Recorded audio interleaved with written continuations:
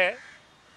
जिस तरह पीटीआई के चवल लोग कहते हैं कि 2023 में पीपल्स पार्टी सिंध से साफ हो जाएगी, ये तो लतीफ़ा है ना, इसमें किसी को यकीन आता है? वो पार्टी जो खुद साफ हो रही है वो उस जमात को कह रही है कि हम साफ कर देंगे जिसकी मकबूलियत में इजाफा हो रहा है।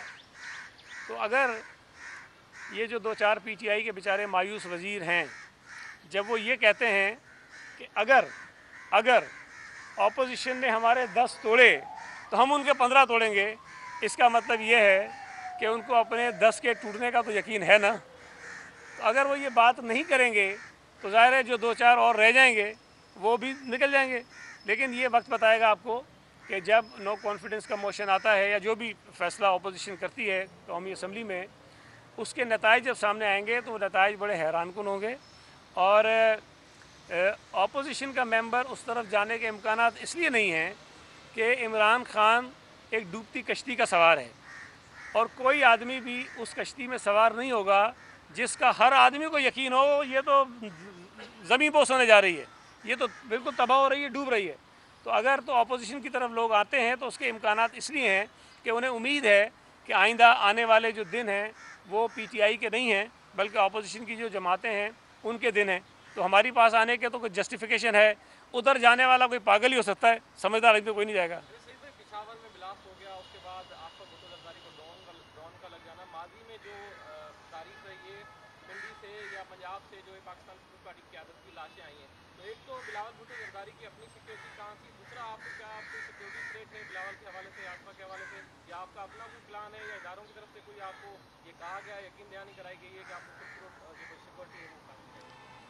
देखिए, सिक्योरिटी तो बिलावल साहब की अपनी होती है, पीपल्स पार्टी की जानिब से जो हमारा एक सिस्टम है सिक्योरिटी का वो मौजूद है। लेकिन कुछ हमारे इश्यूज़ होते हैं, आप लोगों को भी तकलीफ़ होती है अक्सर जब उनकी सिक्योरिटी कुछ थोड़ा सा अपनी सिक्योरिटी के सिस्टम को वो सख्त करते हैं, इम्प्लीमेंट करते हैं।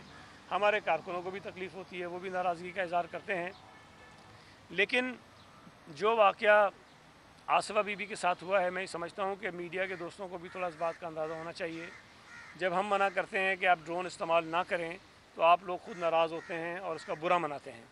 अब मुझे समझ में नहीं आई, जो मैं जितना समझता हूँ मीडिया को, ड्रोन जो है वो ऊपर से कवर करने के लिए होता है, कवरेज के लिए होता है कि आप ऊपर से बता सकें कि जी मजमा कितना है, गाड़ियाँ कितनी हैं, क्या सूरत हाल है। ये जो मुंह पे आके ड्रोन की कवरेज थी, मेरी समझ से तो बाहर है कि ये क्या कवर करना चाह रहे थे। कि अगर आपने चेहरे की कवरेज देनी है तो आपके कैमरे मौजूद हैं, हमारे कैमरे मौजूद हैं, आपको फीड दे रहे होते हैं, मिल रही होती है।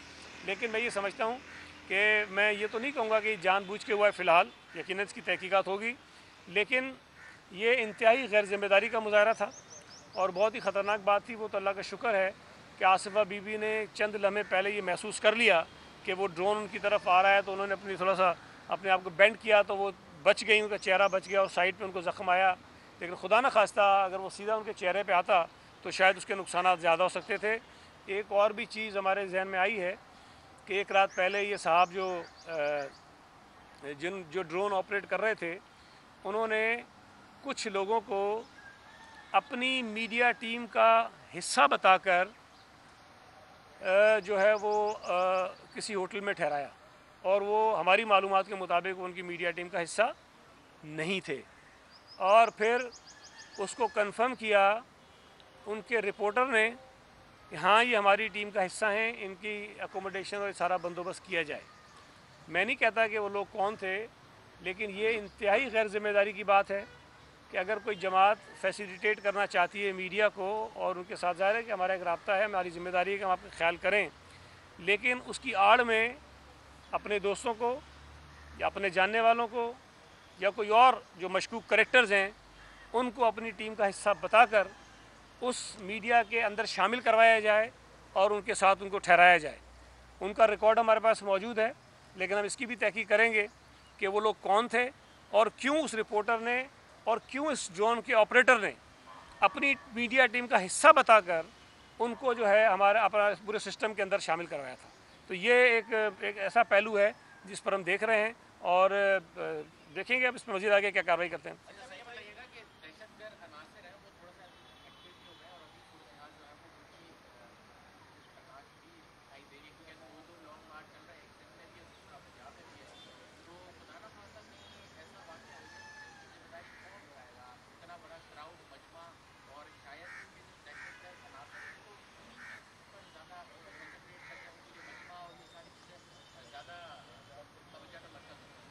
देखें, अल्टीमेटली रिस्पॉन्सिबिलिटी जो है वो तो गवर्नमेंट की है कि उनको प्रोटेक्शन देनी चाहिए। जो पॉलिटिकल इवेंट्स हो रहे हैं, डेवलपमेंट्स हो रही हैं, पाकिस्तान पीपल्स पार्टी के दौरे हुकूमत में दहशतगर्दी के वाक़यात बहुत ज़्यादा थे। जब हम आए थे हुकूमत में, हमें तो दहशतगर्दी विरसे में मिली थी, हमने बड़े बड़े ऑपरेशंस भी किए। उस दौरान भी बहुत सारी पॉलिटिकल एक्टिविटीज़ हुई, वो हमारी हुकूमत की उस वक्त की ज़िम्मेदारी थी कि हम उनको प्रोटेक्शन दें। आज अगर कोई पॉलिटिकल एक्टिविटी हो रही है तो उसकी सिक्योरिटी की ज़िम्मेदारी हुकूमत की है। ये बड़ा नामुनासिब एक तर्ज़ अमल होगा कि किसी भी हुकूमत के ख़िलाफ़ जारी जो एक एक्टिविटी है उसको इस किस्म के दहशतगर्दी के वाक़े को जवाज़ बनाकर उसको जो है सबूताज करने की कोशिश की जाए। हम तो मुतालबा कर रहे हैं कि आप पेशावर के दहशतगर्दी के वाक़े में मुलव्वस लोगों को सामने लाएं और उस तंजीम के ख़िलाफ़ कार्रवाई करें। अगर वो कार्रवाई नहीं होती और हुकूमत उस वाक़े को बुनियाद बनाकर जो है वो कुछ और मुतालबे करती है, तो मैं समझता हूँ कि फिर हम भी कुछ और सोचने पे कहीं शायद मजबूर होंगे।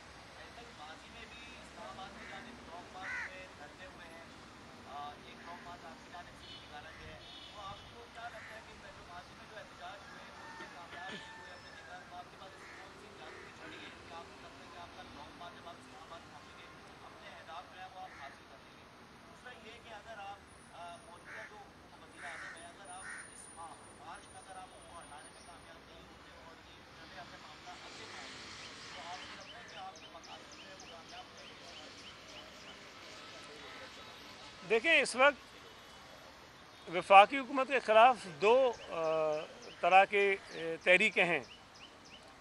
एक वो अवामी तहरीक है जो कराची से शुरू हुई है, अवामी मार्च है जो कराची से शुरू हुआ है, इस्लामाबाद जा रहे हैं। दूसरा, पार्लियामेंट के अंदर एक लड़ाई शुरू हो रही है सर। और मैं समझता हूँ कि इस हुकूमत ने इस मुल्क के लोगों का जो हशर किया है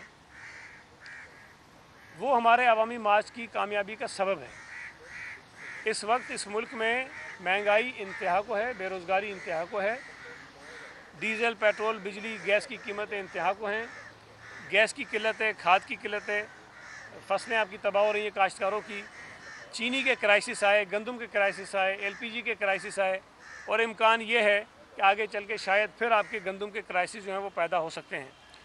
दवाइयों की कीमतें बढ़ गई हैं, रोज़मर्रा इस्तेमाल की अशिया जो गरीब लोग हम और आप इस्तेमाल करते हैं उनकी कीमतें बढ़ गई हैं। तो ज़ाहिर है कि अवाम अपने गुस्से का इज़हार अगर आप उनको पॉलिटिकल वे नहीं निकाल के देंगे, उनको रास्ता नहीं देंगे, तो किसी और तरह से निकालते हैं।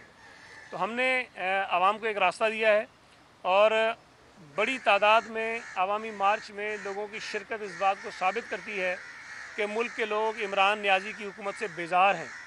जहाँ तक आपने बात की कि क्या फ़र्क है क्या नहीं है, पाकिस्तान की तारीख़ में इस किस्म का मार्च कभी नहीं हुआ जो कराची से शुरू हुआ हो और 2000 किलोमीटर का सफ़र करके 10 दिन के बाद वो इस्लामाबाद पहुँचे। ये पहली मरतबा हुआ है।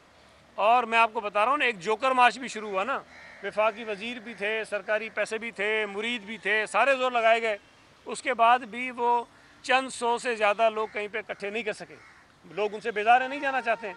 और उसके मद्दे मुकाबला आप देखें कि बिलावल भुट्टो ज़रदारी का मार्च है, उसमें लोगों की शिरकत जो है वो बेपनाह है, कराची से लेके लाहौर तक जहाँ तक वो पहुँचे हैं।